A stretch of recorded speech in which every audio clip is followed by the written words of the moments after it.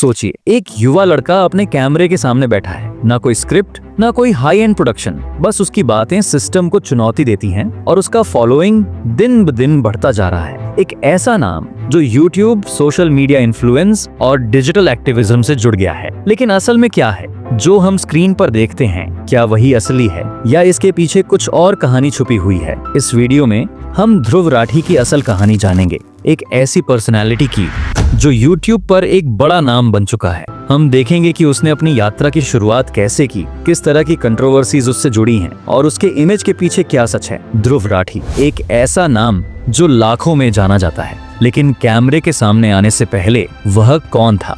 एक छात्र जो मैकेनिकल इंजीनियरिंग पढ़ रहा था। ध्रुव जैसे बाकी युवा अपनी दुनिया में अपना रास्ता ढूंढ रहा था। 8 अक्टूबर 1996 को हरियाणा में जन्मे ध्रुव का हमेशा से जिज्ञासु दिमाग था, लेकिन 1917 के बाद जब उसने YouTube पर वीडियो डालना शुरू किया, तब सबने उसकी तरफ ध्यान देना शुरू किया। उसकी अपील, जटिल मुद्दों को सरल तरीके से समझाने की उसकी क्षमता, खासकर पॉलिटिक्स और करंट अफेयर्स के विषयों पर। एक ऐसी दुनिया में जहां पक्षपाती मीडिया और सनसनीखेज खबरें होती हैं, ध्रुव राठी ने यह वादा किया था कि वह सच्चाई को बिना किसी राजनीतिक एजेंडे के दिखाएगा। लेकिन क्या सच में यह इतना सरल था? डिजिटल युग में हर इंसान अपनी आवाज से प्रभाव डाल सकता है, लेकिन कुछ ही लोग अपनी पहचान बना पाते हैं। ध्रुव की सफलता बिल्कुल तेज थी। जब उसने सरकार की नीतियों और पर्यावरणीय मुद्दों पर वीडियो बनानी शुरू की, तो उसके कंटेंट ने युवा वर्ग को अपील किया। एक ऐसी पीढ़ी जो बदलाव चाहती थी और जो अपनी भावनाओं को किसी आवाज के जरिए व्यक्त करना चाहती थी। उसका चैनल, जो पहले सिर्फ शैक्षिक सामग्री के लिए था, जल्दी ही एक पावरफुल प्लेटफॉर्म बन गया, जहां वह भारत के सामाजिक राजनीतिक मुद्दों पर बात करता था। उसने सिर्फ जानकारी देने का नहीं, बल्कि प्रभाव डालने का सोचा। लेकिन जैसे जैसे उसका प्रभाव बढ़ा, वैसे वैसे उसके आलोचक भी बढ़े। उसके समर्थक उसे सच बोलने वाला मानते थे, जबकि आलोचक कहते थे कि वह पक्षपाती है और अपना एजेंडा प्रचारित कर रहा है। तो क्या सच है?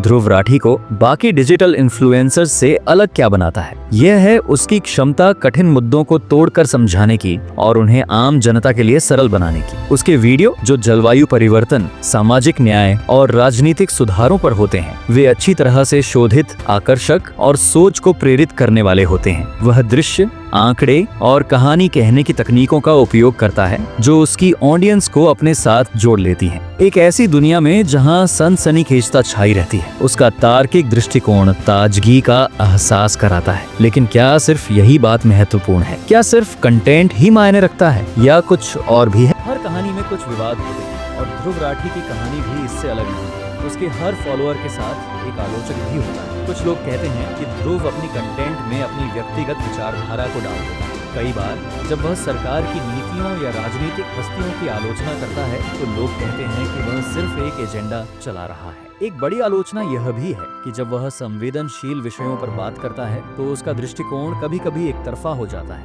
क्या ध्रुव सच में सच बोल रहा है या वह बस अपने फॉलोअर्स को खुश करने के लिए ऐसा करता है? जैसे जैसे ध्रुव की प्रसिद्धि बढ़ी, वैसे वैसे आलोचना भी बढ़ी। सार्वजनिक व्यक्तित्व का मतलब है आलोचना को स्वीकार करना, और ध्रुव ने कभी भी आलोचना से बचने की कोशिश नहीं की। वह अपने ऑडियंस से जुड़े रहते हैं, कमेंट्स का जवाब देते हैं और अपनी स्थिति को स्पष्ट करते हैं।